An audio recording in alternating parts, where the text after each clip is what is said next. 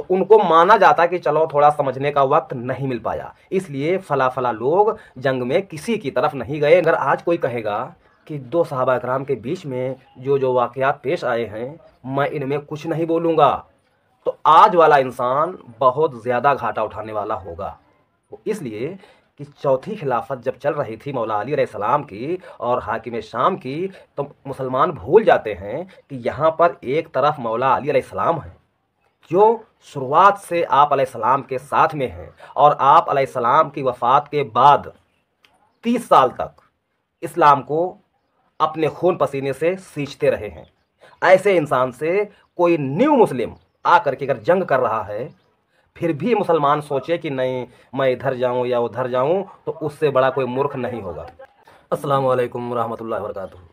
भाइयों, अभी मैं एक क्लिप देख रहा था जो ये अहले सुन्नत के बहुत ही मशहूर मुफ्ती हैं, मुफ्ती तारिक मसूद साहब, जो सुन रहे होंगे, और एक हैं इंजीनियर मोहम्मद अली मिर्ज़ा, जिन्होंने कहा था कि अगर मैं मौला अली रज़ी अल्लाह तआला अन्हु के दौर में होता तो मौला अली की तरफ से हाकिम शाम से जंग करता। तो मुफ्ती तारिक मसूद साहब ये बात कहते हुए ऐसे लग रहे हैं, तो इंजीनियर साहब की बात मुफ्ती साहब को इतनी भारी लग रही है कि सिर्फ कांप ही नहीं रहे हैं। तो ये छोटी सी क्लिप है, देखिए, फिर थोड़ी सी इस पर आगे बात करते हैं। भागे हो और अब बकवास क्या कर रहे हैं कि मैं हजरत अली की फौज में होता तो हजरत मुआविया और मुगीरा इब्न शोबा के खिलाफ तलवार उठाता। माज़अल्लाह, कि हम आपके जमाने में नहीं, वरना आपके ऊपर तलवार हम सौंत लेते। तू भगोड़ा होता वहां भी। हम बगैर तलवार के, बगैर घोड़ों के, बगैर गुंडों के आए थे। जो अहले बैत का सच्ची मुच्ची का होगा, बकवास नहीं करेगा, झूठ नहीं बोलेगा कि मैं अहले बैत। कुछ लोग बकवास करते हैं, अहले बैत का चूरन बेचते हैं। जो हकीकी अहले बैत से मोहब्बत करेगा वो हजरत हसन के तरीके पे चलेगा। लेकिन अब हम अपनी जुबान तो कम से कम खोलेंगे। उस जमाने में तो हमने तलवार भी उठा लेनी थी। मुझे गुस्सा इसलिए आ रहा है, इतनी बदतमीजी कि मुगीरा इब्न शोबा हजरत मुआविया के खिलाफ कोई ऐसा शख्स जो अपने आप को अहले सुन्नत वल जमात कहता हो, इतनी बदतमीजी नहीं कर सकता। वो इसने बड़ी जुर्रत की है कि मैं हजरत अली के दौर में होता तो हजरत मुआविया और मुगीरा इब्न शोबा के खिलाफ तलवार उठाता। लेकिन अब हम अपनी जुबान तो कम से कम खोलेंगे। उस जमाने में तो हमने तलवार भी उठा लेनी थी। खुदा की कसम, ये बहुत बड़ी गुस्ताखी है। ये तो ये हैं अहले सुन्नत के मशहूर मुफ्ती तारिक मसूद साहब। अब कुछ लोग अहले सुन्नत भी कहते हैं, कुछ लोग देवबंदी भी कहते हैं, कुछ लोग वहाबी भी कहते हैं, कुल मिलाकर देवबंदी, बरेलवी, अहले हदीस।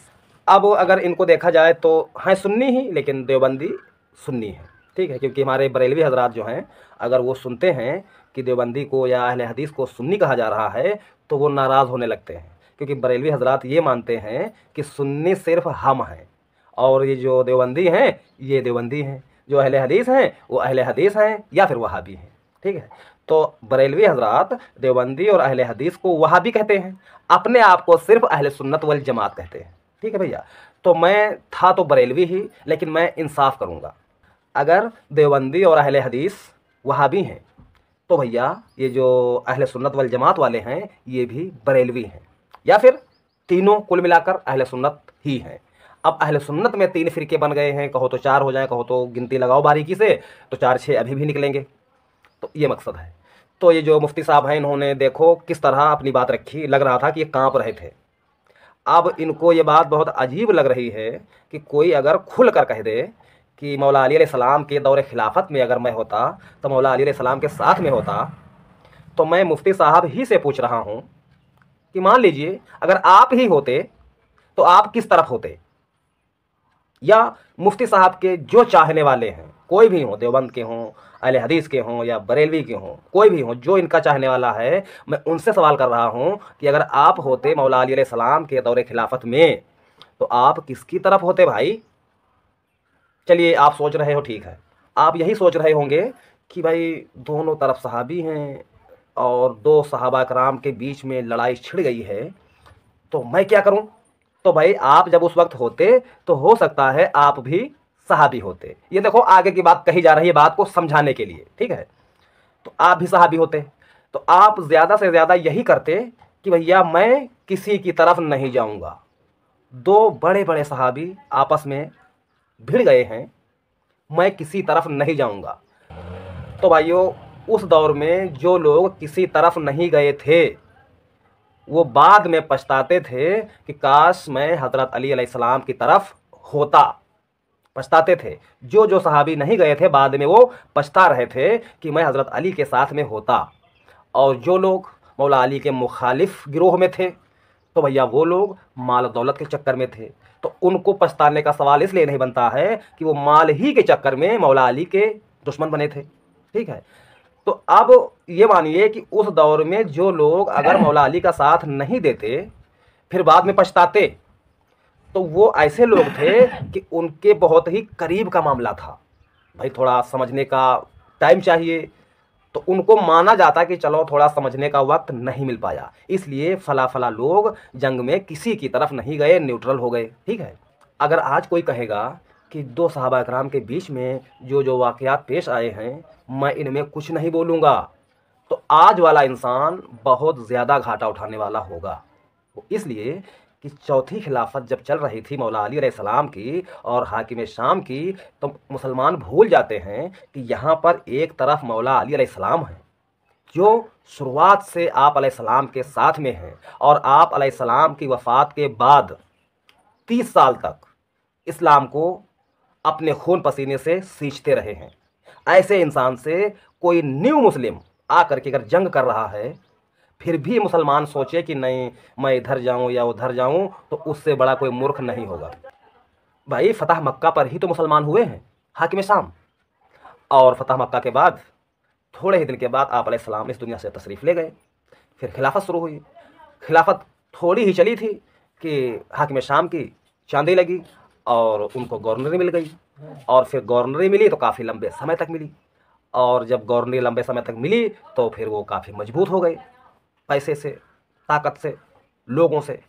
जब मजबूत हो गए तो फिर जब चौथे नंबर पे मौला अली अलैहिस्सलाम खलीफा बने थे तो उनसे बगावत कर दी, ये कहकर कि हज़रत उस्मान रज़ी अल्लाह ताला अन्हु के कातिलों को अली जो है सज़ा नहीं दे पा रहे हैं, मैं उनको सज़ा देना चाहता हूँ।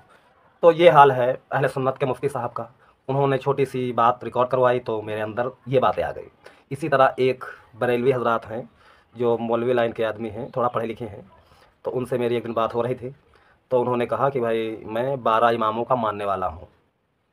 12 इमाम से मुराद वो जो अहले बैत के 12 इमाम हैं। मैंने उनसे क्लियर करवा लिया था। तो फिर जब वो बोले कि मैं 12 इमाम का मानने वाला हूँ, तो मैंने कहा था कि आप ज़्यादा देर इस बात पर टिकोगे नहीं। मैं भाई आप जिन 12 इमामों की बात करते हो कि मैं उनका मानने वाला हूँ, तो अगर कहीं पर कोई वक्त ज़रूरत आ जाए तो अपने इमाम के साथ रहोगे ना? तो बोले हाँ रहूँगा। तो मैंने उनसे कहा था कि जब मौला अली अलैहिस्सलाम खलीफा थे, फिर उनसे जिन्होंने जंग की, क्या आप मौला अली अलैहिस्सलाम के साथ में हो?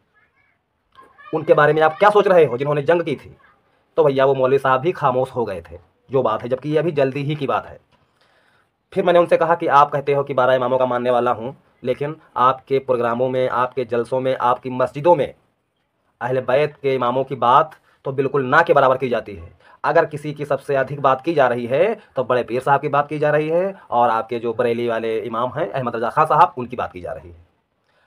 और ज़्यादातर आप तकरीरें देखेंगे, ज़्यादातर मौलवियों के खिताब देखेंगे तो उनमें ज़्यादातर बड़े पीर साहब ही की बातें आ रही हैं। तो आप कह रहे हो कि हम 12 इमामों के मानने वाले हैं और आप अपने बयानों में बातें कर रहे हो किसी और की। तो भाई ये दो तरह की बातें, मज़ा नहीं आया। फिर वो थोड़ा खामोश हो गए, और ये बातें मैं जो कर रहा हूँ हो सकता है वो भी इन बातों को सुने, और उस तरह का मिजाज जो हमारे सुन्नी भाई रखते हैं वो भी इन बातों को सुने, अपने आप को टटोलें कि जब आप अहले बैत के मानने वाले हो तो अपने प्रोग्रामों में, अपने जलसों में, अपनी पर्सनल मीटिंगों में फिर अहले बैत की बात रखो। आप अपनी मस्जिदों में, अपने प्रोग्रामों में नारे लगाते हो पूरी रात गौसे आज़म के, फिर अकेले दुकेले बैठ करके कहते हो कि मैं अहले बैत का मानने वाला हूँ। अगर जिसके मानने वाले हो उसकी तालीम पब्लिक में फैलाओ, तब माना जाएगा कि हाँ आप इसके मानने वाले हो।